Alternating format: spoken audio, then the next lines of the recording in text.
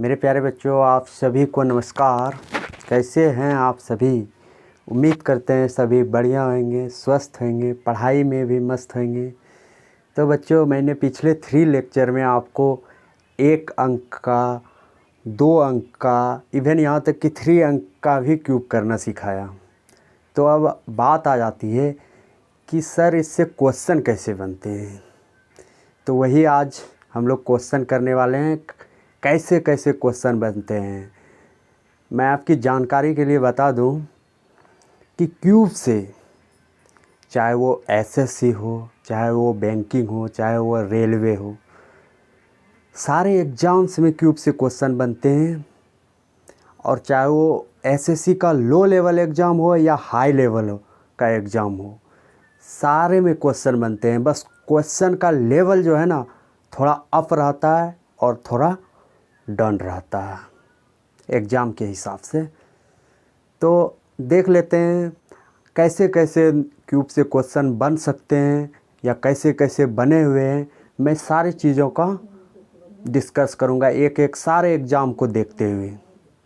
तो आइए देखिए मैंने जो ये ना कुछ नंबर का क्यूब करके रखा हुआ है।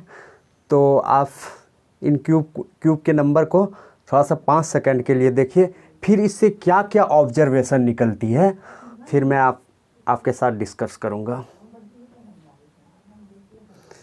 तो मेरे भाई, आप यहाँ देख रहे होंगे, आप यहाँ देख रहे होंगे ये 14 को मैंने अंडरलाइन किया है। क्यों अंडरलाइन किया है? ये जो है ना 14 की क्यूब जो है ना, बहुत ख़तरनाक टाइप का नंबर है। मेरा ख़तरनाक टाइप का नंबर बोलने से क्या मतलब है कि आप यहाँ देख रहे होंगे 14 का क्यूब क्या है, 2744। आप यहाँ क्या देख रहे हैं, एक चीज़ गौर करें होंगे कि ये जो है ना 2 डिजिट रिपीट हो रहे हैं। और ये 1 से लेकर 30 तक के क्यूब में ये सिर्फ और सिर्फ 14 की क्यूब है जो 2 डिजिट रिपीट होते हैं। अब आप सोचेंगे इससे क्या क्वेश्चन बनता है, तो बताता हूँ क्या क्वेश्चन बनता है। क्वेश्चन कुछ इस प्रकार से, ये पूछा गया क्वेश्चन है। क्वेश्चन कुछ इस प्रकार से बने थे कि if a b c c is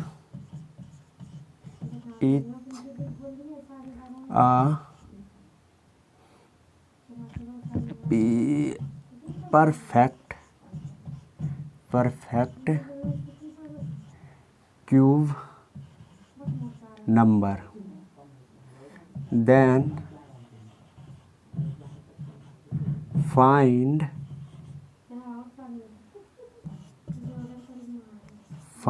the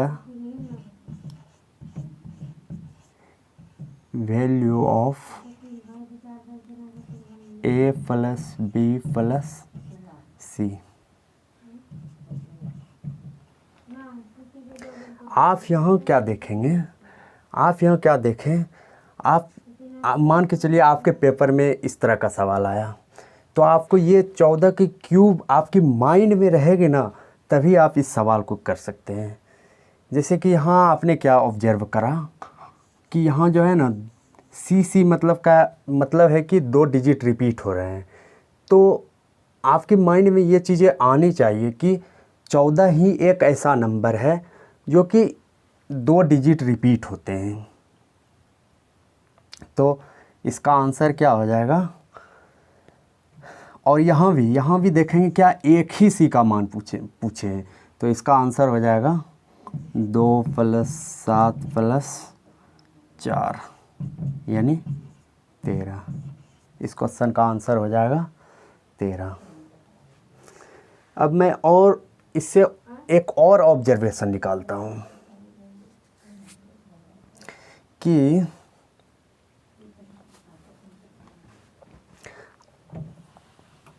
थोड़ा सा रफ कर दो कि यहाँ आप देख रहे हैं यहाँ 10 की जो क्यूब है ये 4 डिजिट का है। और ये 4 डिजिट का नंबर कहाँ तक जाती है? आप करके अगर देखेंगे ये 21 तक जाती है। और 22 के बाद 22 का मैं आपको बताऊं, 22 का क्यूब तो कितना होता है,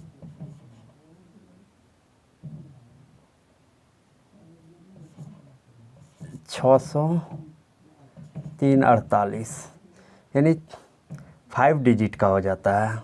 22 का आप वर्ग क्यूब करेंगे 5 डिजिट का हो जाता है। तो मैं यहाँ थोड़ा सा ऑब्जर्वेशन लिख देता हूँ कि 4 अंक कहाँ से कहाँ तक जाती है, 10 से 21 तक। उसी तरह मैं आपको बोल दूँ 5 अंक की कहाँ से कहाँ तक जाती है, तो 22 से 46 तक। आपको इसी तरह मैं बोल दूँ 6 अंक की कहाँ से जाता है, आप करके देख सकते हैं, 47 से 99 तक। अब आप सोच रहे हैं इससे क्या फ़ायदा, इससे क्वेश्चन कैसे बन सकते हैं, तो मैं बताता हूँ। एक क्वेश्चन, ये भी क्वेश्चन आया हुआ है, मैं लिखता हूँ कि क्वेश्चन कुछ इस प्रकार से था कि 1000 से 10,000 के बीच ऐसे कितनी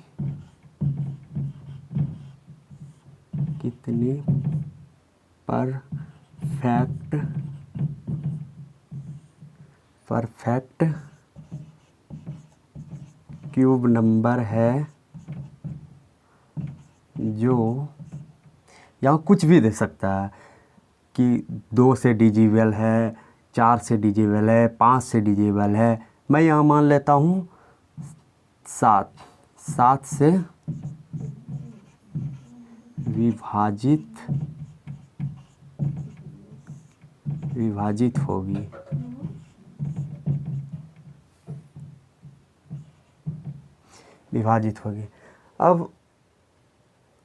अब आप कैसे इस क्वेश्चन को करेंगे, तो इसको करने के लिए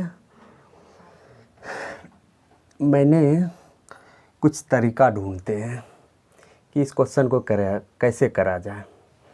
कि आपको ये वाली ऑब्जर्वेशन मैंने इसीलिए निकाले कि ताकि ये सवाल जो है ना करने में आसानी हो।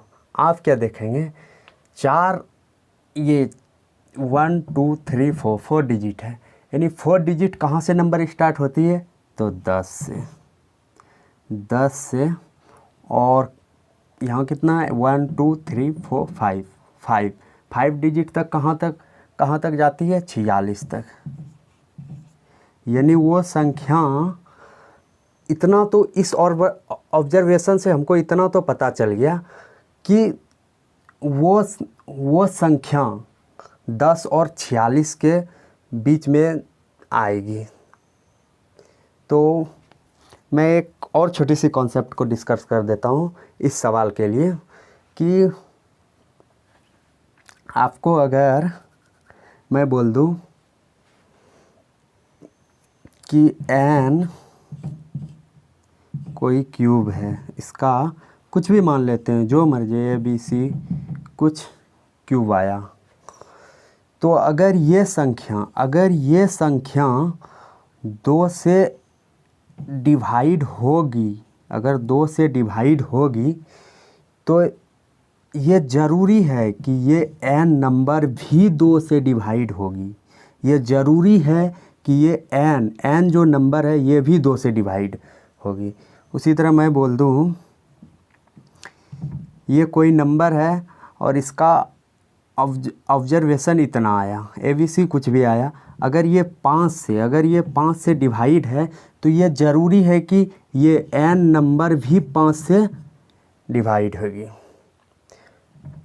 तो उम्मीद है आपको समझ आ गया होगा मैं क्या बोलना चाह रहा हूँ। बाकी ये डिजिबिलिटी का पार्ट है, जब डिजिबिलिटी पढ़ने लग रहे होंगे वहाँ डिस्कस कर देंगे, काफ़ी डिटेल में डिस्कस करेंगे।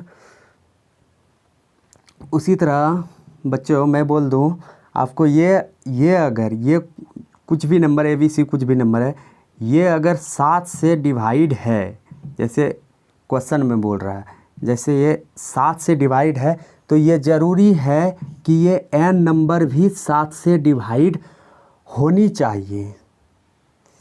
तो इतना बात तो समझ गए होंगे। अब आपको बताता हूँ कि हमें करनी कैसे है। अब इतना बात तो आपको पता चल गया कि ये 10 और 46 के बीच जो भी नंबर 7 से डिवाइड होंगे उसका वर्ग भी, उसका क्यूब भी उतने से डिवाइड होंगे। तो देख लेते हैं 10 और 46 के बीच कितने संख्या डिवाइड होते हैं। तो 10 तो 7 तो नहीं होगा, 14, 28, 35, 42, यानी कि 1 2 3 4 5, यानी कि 5 ऐसी संख्या हैं जो 1000 से 10,000 के बीच, 1000 और 10,000 के बीच 5 ऐसी संख्या आएंगे जो 7 से डिजिबल होगा, यानी विभाजित होगा। तो मेरे प्यारे बच्चों, उम्मीद है अब आपको चीज़ें समझ में आ गई होगी। बाकी अगले पार्ट में धुआंधार तरीके से और बैटिंग करेंगे, जो भी क्वेश्चन बन सकते हैं वो करेंगे। सो अगर वीडियो पसंद आया हो तो लाइक, सब्सक्राइब एंड शेयर कर दीजिए।